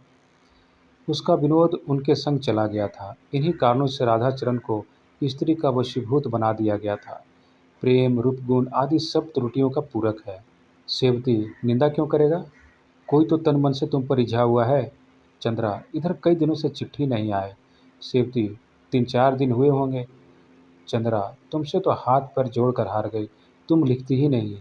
सेवती, अब वही बातें प्रतिदिन कौन लिखे, कोई नई बात हो तो लिखने को जी भी चाहे। चंद्रा, आज विवाह के समाचार लिख देना। लाऊं कलम दबात। सेवती, परंतु एक शर्त पर लिखूंगी। चंद्रा, बताओ। सेवती, तुम्हें श्याम वाला गीत गाना पड़ेगा। चंद्रा, अच्छा गा दूंगी। हंसने को जी चाहता है ना, हंस लेना। पहले गा दो तो लिखूं। चंद्रा, न लिखोगी, फिर बातें बनाने लगोगी। सेवती, तुम्हारी शपथ, लिख दूंगी, गाओ। चंद्रा गाने लगी, तुम तो बड़े श्याम हो बेखबर, तुम तो श्याम बड़े बेखबर हो, तुम तो श्याम पियो दूध के कुल्हड़, मेरी तो पानी पे गुजर हो, तुम तो श्याम बड़े बेखबर हो। अंतिम शब्द कुछ ऐसे बेसुरे निकले कि हंसी को रोकना कठिन हो गया। सेवती ने बहुत रोका पर न रुक सकी। हंसते हंसते पेट में बल पड़ गया। चंद्रा ने दूसरा पद गाया, आप तो श्याम रखो दो दो लुगाइयाँ, मेरी तो आप ही पे नज़र हो, तुम तो श्याम। लुगाइयाँ पर सेवती हंसते हंसते लोट हो गई। चंद्रा ने सजल नेत्र होकर कहा, अब तो बहुत हंस चुकी, लाऊं कागज। सेवती, नहीं नहीं, अभी तनिक हंस लेने दो। सेवती हंस रही थी कि बाबू कमलाचरण का बाहर से शुभागमन हुआ। 15-16 वर्ष की आयु थी। गोरा गोरा गेहुआ रंग, छरहरा शरीर, हंसमुख, भड़कीले वस्त्रों से शरीर को अलंकृत किए, इत्र में बसे, नेत्रों में सुरमा, अधर पर मुस्कान और हाथ में बुलबुल लिए आकर चरपाई पर बैठ गए। सेवती बोली, कमलू, मुंह मीठा कराओ, तो तुम्हें ऐसे शुभ समाचार सुनाए कि सुनते ही फड़क उठो। कमला, मुंह तो तुम्हारा आज अवश्य मीठा होगा, चाहे शुभ समाचार सुनाओ चाहे न सुनाओ। आज इस पट्टे ने यह विजय प्राप्त की है कि लोग दंग रह गए। यह कहकर कमलाचरण ने बुलबुल को अंगूठे पर बिठा लिया। सेवती, मेरी खबर सुनते ही नाचने लगोगे। कमला, तो अच्छा है कि आप न सुनाइए, मैं तो आज यूं ही नाच रहा हूँ। इस पट्टे ने आज नाक रख ली, सारा नगर दंग रह गया। नवाब मुन्ने खां बहुत ही दिनों से मेरी आंखों में चढ़े हुए थे। एक पास होता है, मैं उधर से निकला तो आप कहने लगे, मियाँ कोई पट्ठा तैयार हो तो लाओ, दो दो चोंच हो जाए। यह कहकर आपने अपना पुराना बुलबुल दिखाया। मैंने कहा, कृपा निधान, अभी तो नहीं, परंतु 1 मास में यदि ईश्वर चाहेगा तो आपसे अवश्य एक जोड़ी होगी, और बद बदकर आज। आगा शेर अली के अखाड़े में बदान ही ठहरी। 50-50 रुपए की बाजी थी। लाखों मनुष्य जमा थे। उनका पुराना बुलबुल, विश्वास मानो सेवती, कबूतर के बराबर था, परंतु वह भी केवल फूला हुआ न था, सारे नगर के बुलबुलों को पराजित किए बैठा था। बलपूर्वक लात चलाई। इसने बार बार नचाया और फिर झपट कर उसकी चोटी दबाई। उसने फिर चोट की। यह नीचे आया। चतुर्दिक कोलाहल मच गया।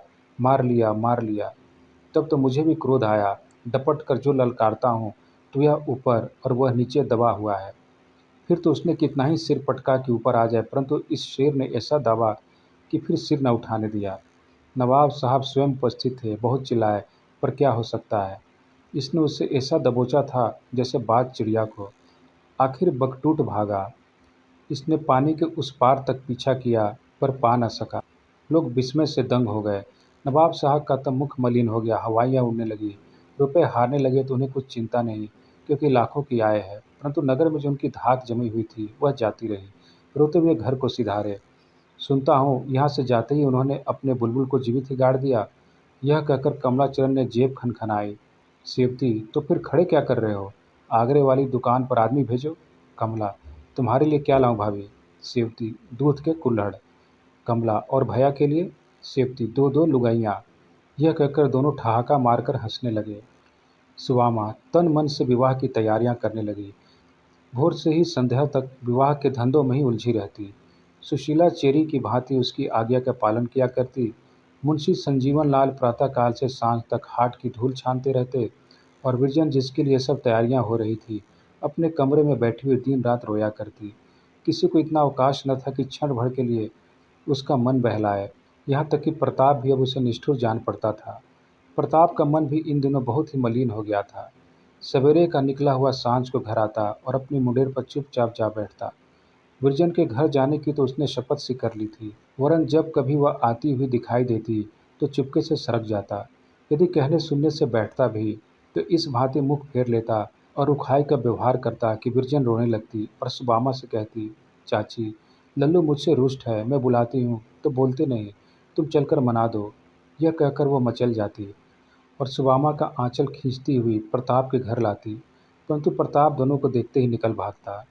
ब्रिजरानी द्वार तक ये कहते हुए आती कि लल्लू, तनिक सुन लो, तनिक सुन लो, तुम्हें हमारी शपथ, तनिक सुन लो। पर जब वह न सुनता और न मुंह फेर कर देखता ही, तो बेचारी लड़की पृथ्वी पर बैठ जाती और भली भांति फुट फुट कर रोती और कहती, यह मुझसे क्यों रूठे हुए हैं? मैंने तुम्हें कभी कुछ नहीं कहा। सुवामा उसे छाती से लगा लेती और समझाती, बेटा जाने दो, लल्लू पागल हो गया है। उसे अपने पुत्र की निष्ठुरता का भेद कुछ कुछ ज्ञात हो चला था। निदान विवाह को केवल 5 दिन रह गए। नातेदार और संबंधी लोग दूर तथा समीप से आने लगे।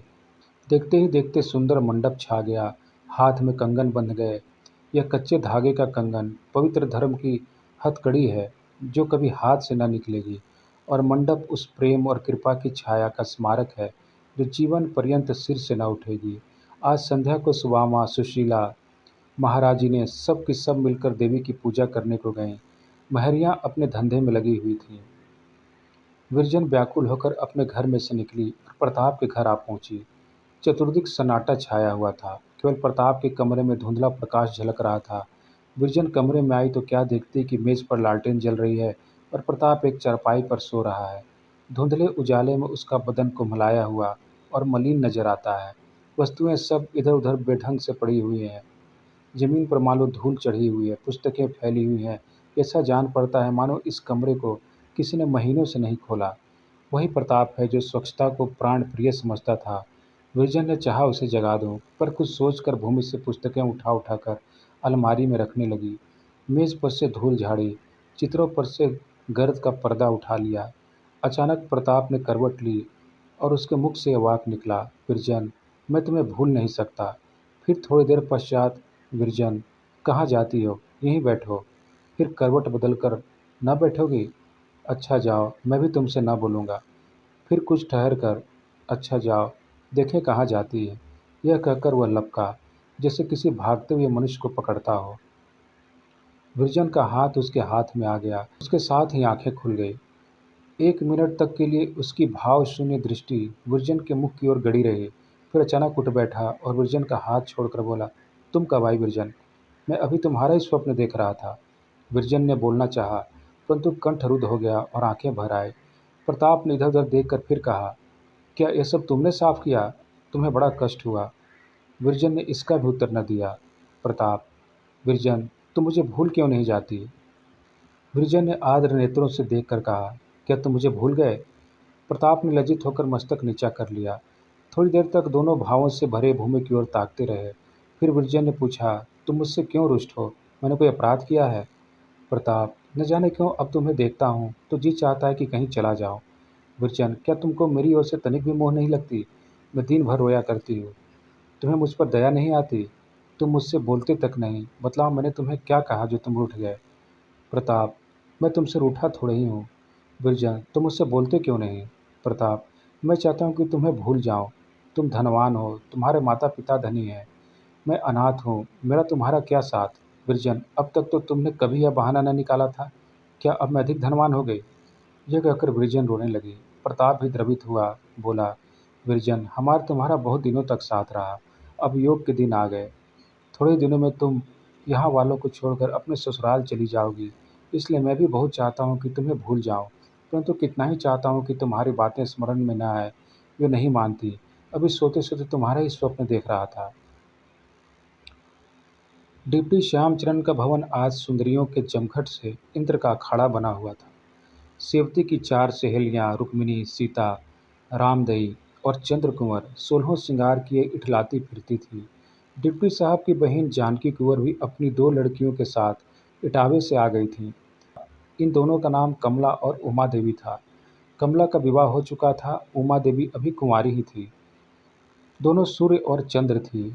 मंडप के तले डोमनिया और गब निहारिनें सोहर और सुहाग अलाप रही थी। गुलबिया नाइन और जमनी कहारिन दोनों चटकीली साड़ियाँ पहने, मांग सिंदूर से भरवाए, गिलट के कड़े पहने छम छम करती फिरती थीं। गुलबिया चपला नवयौवना थी। जमुना की अवस्था ढल चुकी थी। सेवती का क्या पूछना, आज उसकी अनोखी छटा थी। रसीली आंखें आमोदाधिक्य से मतवाली हो रही थीं और गुलाबी साड़ी की झलक से चंपई रंग गुलाबी जान पड़ता था। धानी मखमली की कुर्ती उस पर खूब खिलती थी। अभी स्नान करके आई थी, इसलिए नागिन सी लट कंधों पर लहरा रही थी। छेड़छाड़ और चुहल से इतना अवकाश न मिलता था कि बाल गुथवा ले। महाराजिन की बेटी माधवी छींट का लहंगा पहने, आंखों में काजल लगाए भीतर बाहर किए हुई थी। रुक्मिणी ने सेवती से कहा, सीतो, तुम्हारी भावज कहाँ है? दिखाई नहीं देती। क्या हम लोगों से भी पर्दा? रामदई मुस्कुराकर, पर्दा क्यों नहीं है, हमारी नज़र न लग जाएगी? सेवती, कमरे में पड़ी सो रही होंगी, देखो अभी खींचे लाती हूँ। यह कहकर वह चंद्रा के कमरे में पहुंची। वह एक साधारण साड़ी पहने चरपाई पर पड़ी द्वार की ओर टकटकी लगाए हुई थी। इसे देखते ही उठ बैठी। सेवती ने कहा, यहाँ क्या पड़ी हो? अकेले तुम्हारा जी नहीं घबराता? चंद्रा, कौन जाए, अभी कपड़े नहीं बदले। सेवती, बदलती क्यों नहीं? सखिया तुम्हारी बाट देख रही हैं।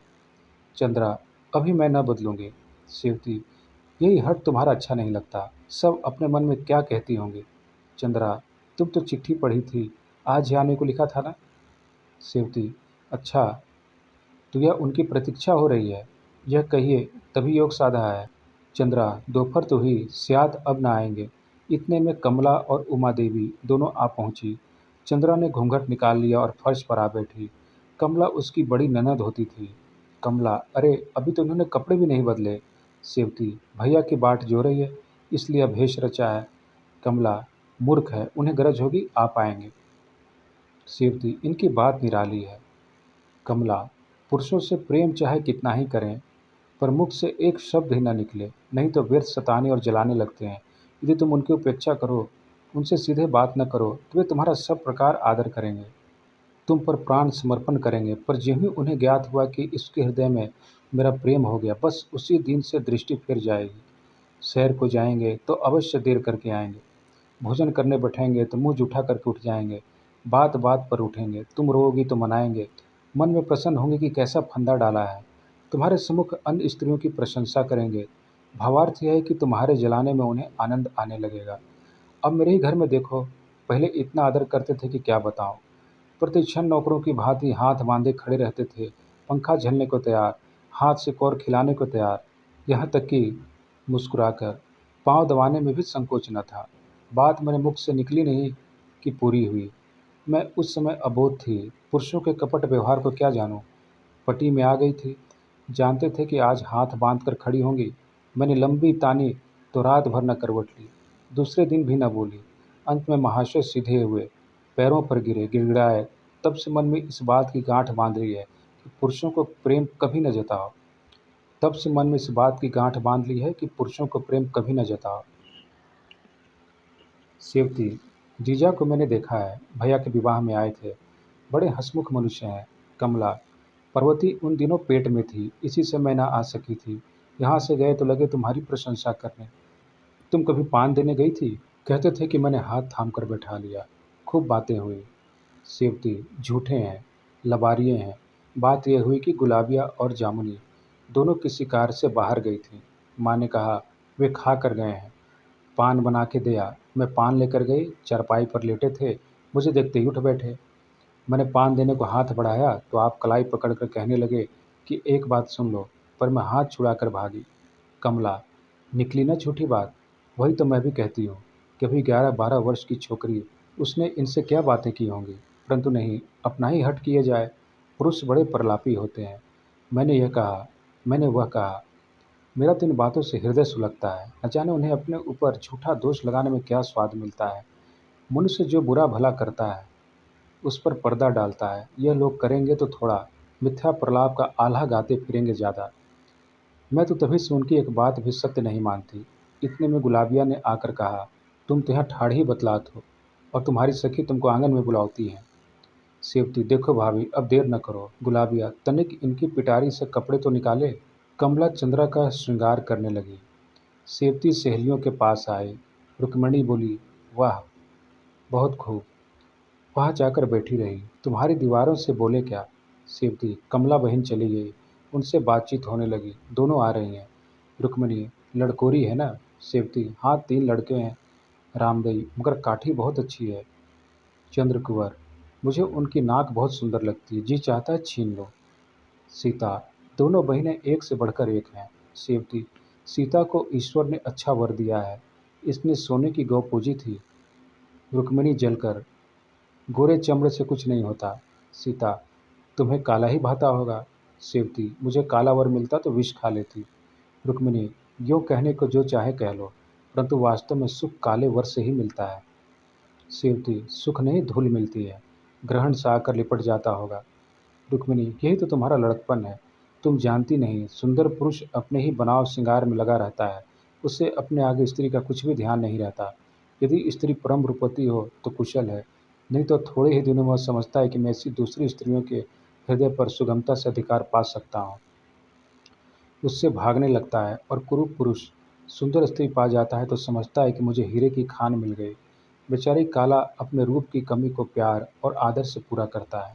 उसके हृदय में ऐसी धुकधुकी लगी रहती है कि मैं तनिक भी इससे हटा पड़ा तो यह मुझसे घृणा करने लगेगी। दूल्हा सबसे अच्छा वह जो मुंह से बात निकलते ही पूरा करे। रामदेवी, तुम अपनी बात न चलाओ, तुम्हें तो अच्छे अच्छे गहनों से प्रयोजन है, दूल्हा कैसा ही हो। सीता, न जाने कोई पुरुष से किसी वस्तु की आज्ञा कैसे करता है, क्या संकोच नहीं होता? रुक्मिणी, तुम बपूरी क्या आज्ञा करोगी, कोई बात भी तो पूछे। सीता, मेरी तो उन्हें देखने से ही तृप्ति हो जाती है, वस्त्राभूषणों पर जी नहीं चलता। इतने में एक और सुंदरी आ पहुंची, गहने से गोदनी की भांति लदी हुई, बढ़िया जूती पहने सुगंध में बसी, आंखों में चपलता बरस रही थी। रामदेवी, आओ रानी, आओ, तुम्हारी ही कमी थी। रानी, क्या करूं, निगौड़ी नायन से किसी प्रकार पीछा नहीं छूटता। कुसुम की माँ आई तब जाके जुड़ा बांधा। सीता, तुम्हारी जैकेट पर बलिहारी है। रानी, इसकी कथा मत पूछो, कपड़ा दिए 1 मास हुआ, 10-12 बार दर्जी से सिला कर लाया, कभी आस्तीन ढीली कर दी तो कभी सियन बिगाड़ दी तो कभी चुनाव बिगाड़ दिया, अभी चलते चलते दे गया है। यही बातें हो रही थी कि माधवी चिल्लाई हुई आई, भैया आए, भैया आए, उनके संग जीजा भी आए हैं। ओहो। रानी, राधाचरण आए क्या? सेवती, हाँ, चलूँ तनिक भाभी को संदेश दे आऊँ। क्या रे, कहाँ बैठे हैं? माधवी, उसी कमरे में, जीजा पगड़ी बांधे हैं, भैया कोट पहने हैं, मुझे जीजा ने रुपया दिया, यह कहकर उसने मुट्ठी खोल कर दिखाए। रानी, सीतो, अब मुंह मीठा कराओ। सेवती, क्या मैंने कोई मनौती की थी? यह कहती हुई सेवती चंद्रा के कमरे में जाकर बोली, लो भाभी, तुम्हारा शगुन ठीक हुआ। चंद्रा, क्या आ गए? तनिक जाकर भीतर बुला लो। सेवती, हाँ, मधाने में चली जाओ, तुम्हारे बहनोई जी भी पधारे हैं।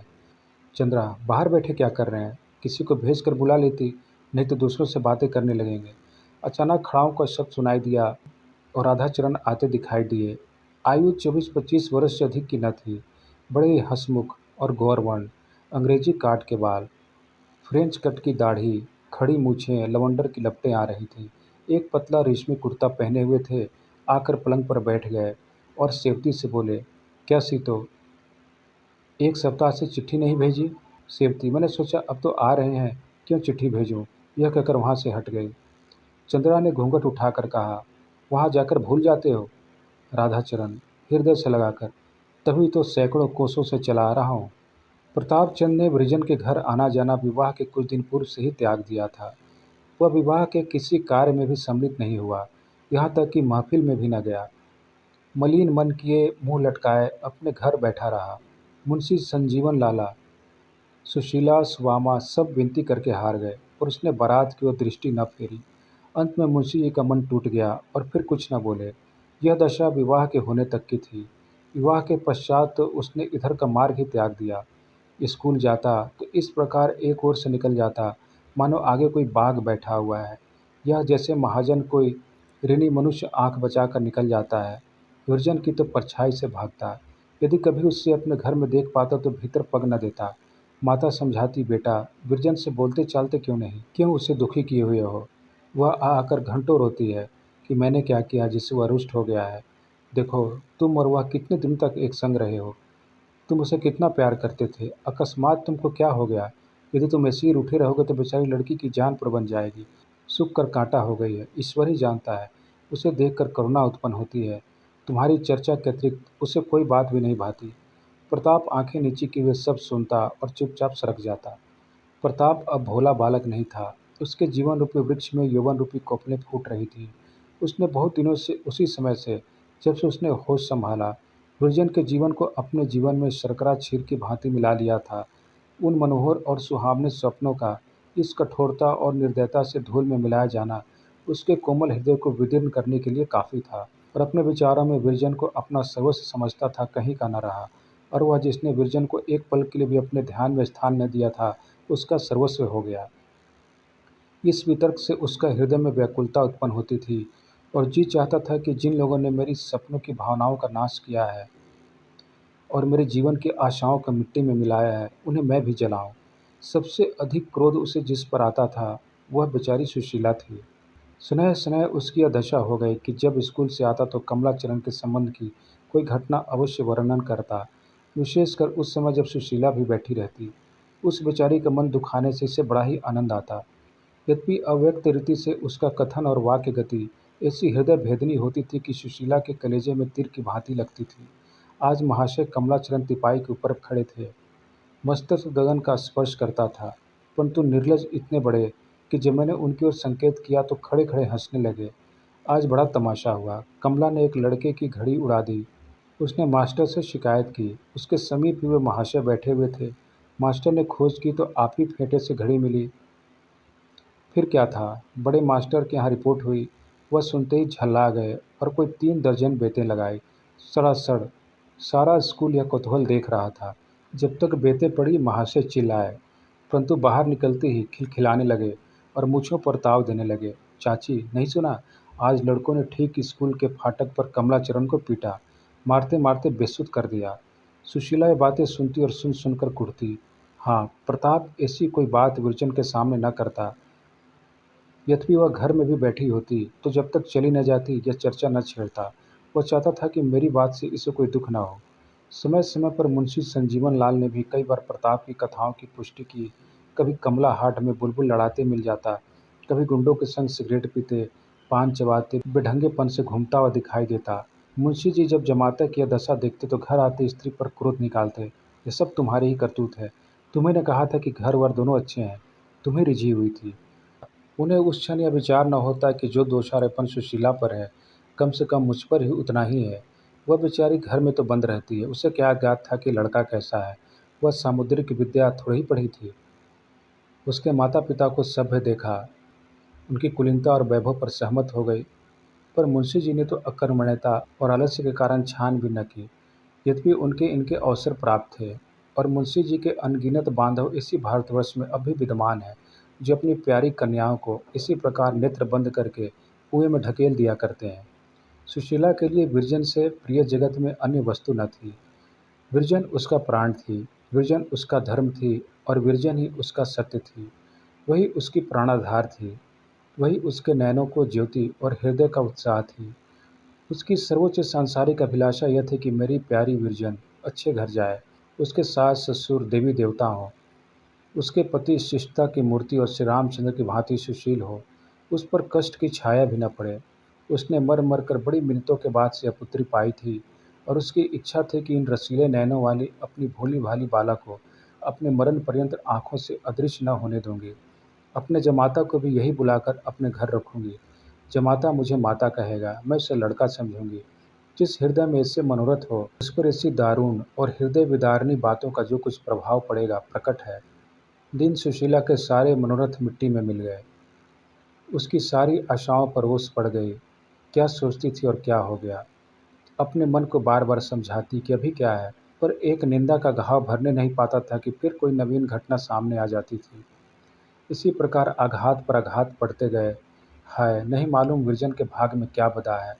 क्या यह गुण की मूर्ति, मेरे घर की दीप्ति, मेरे शरीर का प्राण इसी दुष्कृत मनुष्य के संग जीवन व्यतीत करेगी? क्या मेरी श्यामा क्या मेरी श्यामा इसी गिद्ध के पाले पड़ेगी? यह सोचकर सुशीला रोने लगती और घंटों रोती रहती। पहले विरजन को कभी-कभी डाँट-डपट भी कर दिया करती थी। अब भूल कर भी कोई बात न कहती। उसका मुँह देखते ही उसे याद आ जाती। एक क्षण के लिए भी उसे सामने से अदृश्य न होने देती। यदि जरा देर के लिए वह सुदामा के यहाँ भी चली जाती, तो स्वयं पहुँच जाती। उसे ऐसा प्रतीत होता मानो कोई उसे छीन कर ले भागता है। जिस प्रकार बाधिक की छुरी के तले अपने बछड़े को देखकर गाय का रोम-रोम काँपने लगता है, उसी प्रकार विरजन के दुःख का ध्यान करके सुशीला की आँखों में संसार सूना जान पड़ता था। इन दिनों विरजन को पल भर के लिए नेत्रों से दूर करते उसे वह कष्ट और व्याकुलता होती जो चिड़ियों को घोंसले से बच्चे के खो जाने पर होती है। सुशीला एक तो यूं ही जीर्ण रोगिणी थी, उस पर भविष्य की असाध्य चिंता और जलन ने उसे और भी धुला डाला। निंदाओं ने कलेजा छलनी कर दिया। 6 मास भी बीतने न पाए थे कि क्षय रोग के चिन्ह दिखाई दिए। प्रथम तो कुछ दिनों तक साहस करके अपने दुख को छिपाती रही, परंतु कब तक? रोग बढ़ने लगा और वह शक्तिहीन हो गई। चारपाई से उठना कठिन हो गया। वैद्य और डॉक्टर औषधि करने लगे। विरजन और सुदामा दोनों रात दिन उसके पास बैठी रहती। विरजन एक पल के लिए उसकी दृष्टि से ओझल न होती। उसे अपने निकट न देखकर सुशीला बेसुध सी हो जाती और फूट-फूट कर रोने लगती।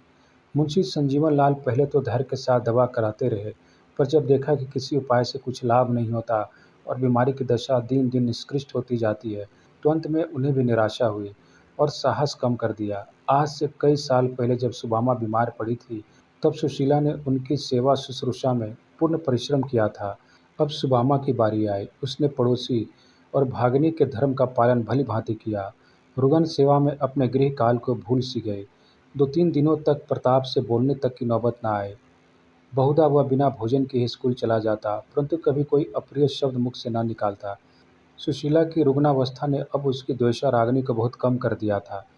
द्वेष की अग्नि द्वेष्टा की उन्नति और दुर्दशा के साथ-साथ तीव्र और प्रज्वलित होती जाती है और उसी समय शांत होती है जब द्वेष्टा के जीवन का दीपक बुझ जाता है। जिस दिन बृजरानी को ज्ञात हो जाता है कि आज प्रताप बिना भोजन के लिए स्कूल जा रहा है, उस दिन वह काम छोड़कर उसके लिए घर दौड़ जाती है और भोजन करने के लिए आग्रह करती है, पर प्रताप उससे बात न करता, उसे रोता छोड़कर बाहर चला जाता। निस्संदेह वह विरजन को पूर्णतः निर्दोष समझता था, परंतु एक ऐसे संबंध को जो वर्ष 6 मास में टूट जाने वाला हो, वह पहले से ही तोड़ देना चाहता था। एकांत में बैठकर अपने आप पर ही फूट-फूट कर रोता, परंतु प्रेम के उद्वेग को अधिकार से बाहर न होने देता। एक दिन वह स्कूल से आकर अपने कमरे में बैठा हुआ था कि विरजन आए। उसके कपोल अश्रु से भीगे हुए थे और वह लंबी-लंबी सिसकियाँ ले रही थी। उसके मुख पर इस समय कुछ ऐसी निराशा छाई हुई थी और उसकी दृष्टि कुछ ऐसी करुणोपादक थी कि प्रताप से न रहा गया। सजल नयन होकर बोला, क्यों विरजन, क्यों रो रही हो? विरजन ने कुछ उत्तर न दिया, वरन बिलख-बिलख कर रोने लगी। प्रताप का गांभीर्य जाता रहा। वह निसंकोच होकर उठा और विरजन की आंखों से आंसू पोंछने लगा। विरजन ने स्वर संभाल कर कहा, लल्लू, अब माताजी न जिएंगी, मैं क्या करूं? यह कहते-कहते फिर सिसकियां उभरने लगी। प्रताप यह समाचार सुनकर स्तब्ध हो गया। दौड़ा हुआ विरजन के घर गया और सुशीला की चारपाई के समीप खड़ा होकर रोने लगा। हमारा अंत समय कैसा धन्य होता है। वो हमारे पास ऐसे-ऐसे अहितकारियों को खींच लाता है, जो कुछ दिन पूर्व हमारा मुख नहीं देखना चाहते थे और जिन्हें इस शक्ति के अतिरिक्त संसार की कोई अन्य शक्ति पराजित न कर सकती थी। हाँ, यह समय ऐसा ही बलवान है और बड़े-बड़े बलवान शत्रुओं को हमारे अधीन कर देता है। जिन पर हम कभी विजय न प्राप्त कर सकते थे, उन पर हमको यह समय विजयी बना देता है। जिन पर हम किसी शत्रु से अधिकार न पा सकते थे, उन पर समय और शरीर के शक्तिहीन हो जाने पर भी हमको विजयी बना देता है। आज पूरे वर्ष भर के पश्चात प्रताप ने इस घर में पदार्पण किया। सुशीला की आंखें बंद थीं, पर मुखमंडल ऐसा विकसित था जैसे प्रभात काल का कमल। आज भोर से ही वह रट लगाए हुए था कि लल्लू को दिखा दो। सुबामा ने इसलिए विरजन को भेजा था। सुबामा ने कहा, बहन, आंखें खोलो, लल्लू खड़ा है। सुशीला ने आंखें खोल दी और दोनों हाथ प्रेम बाहुल से फैला दिए। प्रताप के हृदय से विरोध का अंतिम चिन्ह भी विलीन हो गया। यदि ऐसे काल में भी कोई मत्सर का मैल रहने दे तो वह मनुष्य कहलाने का हकदार नहीं है। प्रताप सच्चे पितृत्व भाव से आगे बढ़ा और सुशीला के प्रेमांक में जा लिपटा। दोनों आधे घंटे तक रोते रहे। सुशीला उसे अपने दोनों बाहों में भरकर इस प्रकार दबाए हुए थी मानो वह कहीं भागा जा रहा है। वह इस समय अपने को धिक्कार रहा था कि मैं ही इस दुखिया का प्राणहारी हूँ।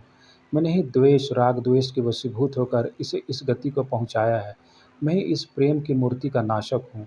ज्यों-ज्यों यह भावना उसके मन में उठती, उसकी आँखों से आँसू बहते। निदान सुशीला बोली, लल्लू, अब मैं तो एक दिन की और मेहमान हूँ। मेरा जो कुछ कहा सुना हो क्षमा करो। प्रताप का स्वर उसके वश में न था, इसलिए उसने कुछ भी उत्तर न दिया। सुशीला फिर बोली, न जाने तुम मुझसे क्यों रुष्ट हो। तुम हमारे घर नहीं आते, हमसे बोलते नहीं। जी तुम्हें प्यार करने को तरस-तरस कर रह जाता है, पर तुम मेरी तनिक भी सुधि नहीं लेते। बताओ, अपनी दुखिया चाची से क्यों रुष्ट हो? ईश्वर जानता है, मैं तुमको सदा अपना लड़का समझती रही। तुम्हें देखकर मेरी छाती फूल उठती थी। यह कहते-कहते निर्बलता के कारण उसकी बोली धीमी हो गई। जैसे क्षितिज के अथाह विस्तार में उड़ने वाले पक्षी की बोली प्रति क्षण मध्यम होती जाती है, यहाँ तक कि उसके शब्द का ध्यान मात्र शेष रह जाता है। इसी प्रकार सुशीला की बोली धीमी होते होते केवल साएं साएं रह गई। उपन्यास वरदान का आगे का भाग खंड 2 में